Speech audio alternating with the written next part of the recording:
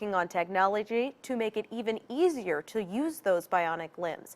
News 18's Brad Oppenheim joins us now to tell us what researchers have developed and how the technology has made it beyond the lab. Hey, Brad. Hey, Sam. Researchers have been working on new technology at Purdue's Center for Implantable Devices, and they're hoping their work will help change the game for the future of those who use bionic limbs.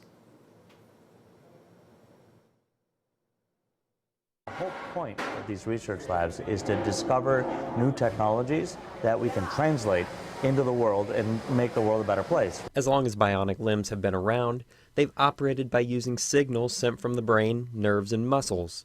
Director of the Center for Implantable Devices at Purdue, Dr. Pedro Iratoki, says the only problem is the signals have been constrained because of the current technology. Acquiring those electrical signals from the brain or from the nerve over a long period of time reliably is a very hard thing to do. The trick is, how do you get that robotic arm to do what you wanted to do with your mind? Bionic limbs are nothing new, but Iratoki says the technology associated with them has been difficult to establish for as long as they've been used. Researchers at the Rehabilitation Center of Chicago have found a way to make muscle control of limbs easier. In 2013, the center started a company called COAPT. The first method the company used had the electrode, which records signals from the muscle, sitting on top of the skin, which was ultimately found to make it difficult to accurately record the signals. The company then found out that researchers at Purdue had been working on internal electrodes that are designed to be placed inside the muscle, making it easier to record. After working with Purdue, the company even bought the patent to the technology and is using it as an add-on to their pre-existing technology. COAPT CEO Blair Locke says the technology will make a big impact. This technology is